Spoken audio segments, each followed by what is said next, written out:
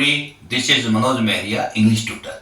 आज के इस वीडियो के अंदर हमारे जो टेंस का जो अगला पार्ट है, थर्ड जो टेंस है, वो प्रेजेंट परफेक्ट टेंस को स्टार्ट करने वाले हैं। देखो बच्चों, इस टेंस के अंदर क्या होता है कि परफेक्ट टेंस क्या होता है कि it refers to an action. ये क्या करता है, किसी जो एक्शन है, कोई भी जो कार्य है, उसके बारे में हमें रिप्रेजेंट करता है, उसके बारे में बताता है।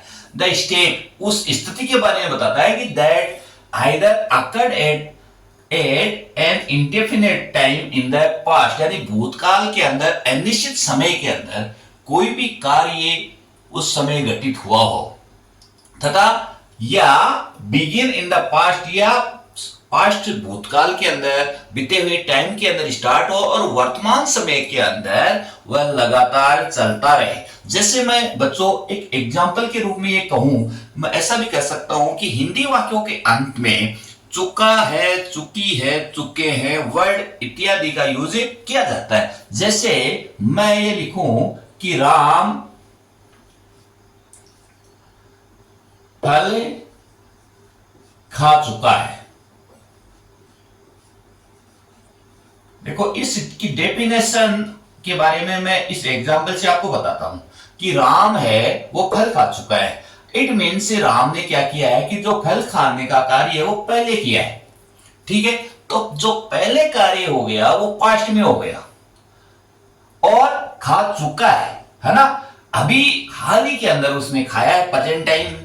तो इस टाइम के अंदर क्या है कि वो पहले खाता है पास्ट के, और आगे के बारे में लगातार कंटिन्यू प्रेजेंट टेंस के अंदर है, प्रेजेंट टाइम के अंदर है, वो कंटिन्यू रहता है। खा चुका है यानी कहने का मतलब इसी समय वो खाया है। जैसे इसकी ट्रांसलेशन हम इसको बाद में करेंगे।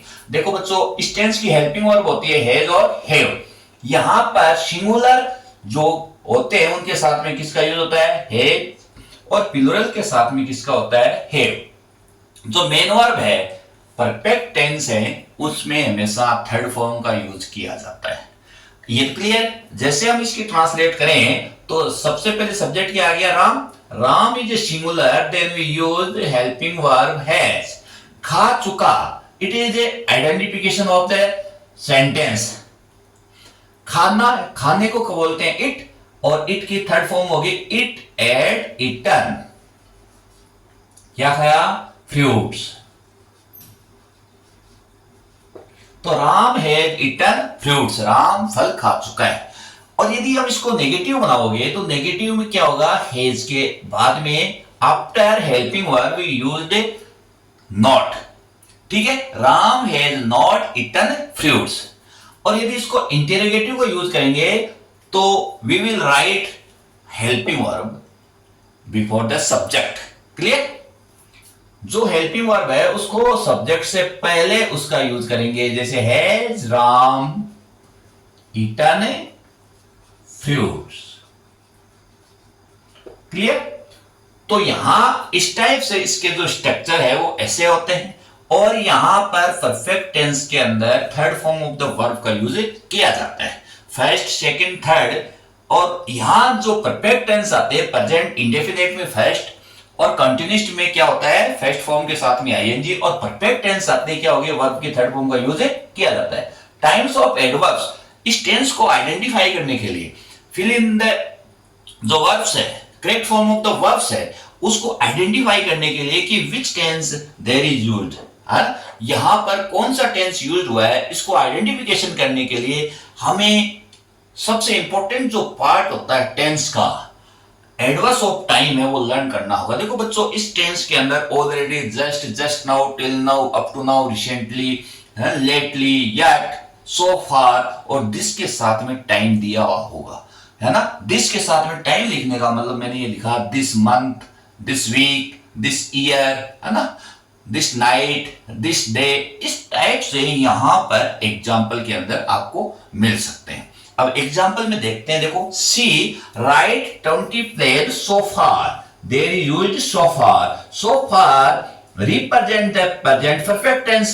ये हमें किसको बता रहा है, प्रेजेंट परफेक्ट टेंस को बता रहा है। इट मींस आपने इस सेंटेंस को, ये इस सेंटेंस से आपने आइडेंटिफाई किया कि this sentence belong to present perfect tense. उसी समय आपके माइंड के अंदर ये आना चाहिए कि यहां पर वर्ब क्या है, ही हेल्पिंग वर्ब क्या आएगी? यहां पर हेल्पिंग वर्ब आती है हैज और हैव। बच्चों आपको अच्छे से जानते हो हैज और हैव आता है, और हैज और हैव तो आ गया, और उससे पहले आपको आइडेंटिफाई करना है कि सब्जेक्ट क्या है। सब्जेक्ट इसमें सी है। She it means we can say she is a singular.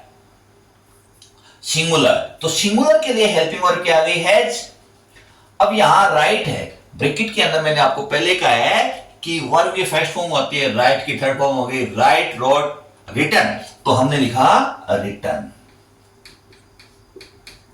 ठीक है, देखो बच्चों राइटिंग जब लिखते हैं तो WRITING आता है, बट जैसे राइट, रोट, रिटन लिखे हैं तो डबल टी आ जाता है। इस बात को थोड़ा सा आप नॉलेज में रखना। प्रियंका बिगिन टू लिव है recently. Clear? Recently present perfect होता है। प्रियंका क्या हो गया? ये सिंगुलर है इसलिए हेल्पिंग वर्ब क्या आ गई? हैज। और बिगिन, अब बच्चों देखो आप बताओ, एक छोटी सी मैं आपको ट्रिक्स बताता हूं कि वर्ब यदि किसी में, जैसे BEGIN बिगिन, किसी वर्ब में, मोस्टली बता रहा हूं, किसी वर्ब के अंदर यदि आई आए तो सेकंड फॉर्म में आई का क्या हो जाता है? ए हो जाता है। क्लियर? और थर्ड फॉर्म में आई का क्या हो जाता है? यू हो जाता है। तो बिगिन, बिगेन, बिगन। इसी प्रकार से यदि मैं कहूं आपको जैसे रिंग, तो रिंग का क्या हो गया? रेंग और रंग। रिंग यानी बजना, बजाना। और यदि मैं कहूं कि सिंग, तो सिंग का क्या हो गया? सेंग। और यहां क्या हो गया? SUNG, संग। तो आपको थोड़ा सा नॉलेज में रखना है, यदि आई का यूज हुआ है तो I change into A in second form and I change into you in third form. Clear? तो इसको ध्यान रखना है। तो हमने यहां क्या लिखा? BEGUN, begun. My uncle just from his office read. देखो बच्चों जस्ट और ऑलरेडी है, हमेशा ब्लैंक्स के बीच में आएंगे, उनके दोनों साइड के अंदर क्या आएगा? ब्लैंक्स आएंगे। क्लियर? जस्ट आ गया तो जस्ट है वो इसको आइडेंटिफाई कर रहा है। My uncle is singular, then we used helping verb has. Okay? और रीड की थर्ड फॉर्म क्या हो गई? रेड। रीड की थर्ड फॉर्म क्या हो गई? रेड। देखो बच्चों रेड, READ, इसको हम रीड पढ़ते हैं फर्स्ट फॉर्म में, second form red, third form red, परंतु स्पेलिंग यही होती है। Clear? You not finish the story yet. अब यहां येट आया है बच्चों, येट जहां आता है वो हमेशा नेगेटिव टेंस आता है, उस सेंटेंस के अंदर नेगेटिव वर्ब आएगी। यू प्लूरल है इसलिए किसका यूज हो गया? हैव। और आगे किसका यूज हो गया? नॉट। और फिनिश आया तो फिनिश की क्या हो गई? FINISHED, finished. क्लियर? यहां थर्ड फॉर्म आ गई फिनिश्ड।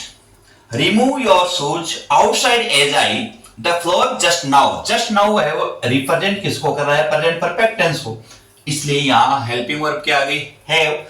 आई वैसे सिंगुलर है बट हम प्लूरल मानते हैं, तो यहां क्या आ गया? हैव। मोप, मोप का मतलब हमें जैसे पोछा लगाते हैं ना, उसको हम बोलते हैं, है ना, साफ करने को। तो यहाँ मोप है। देखो बच्चों यहाँ MOP,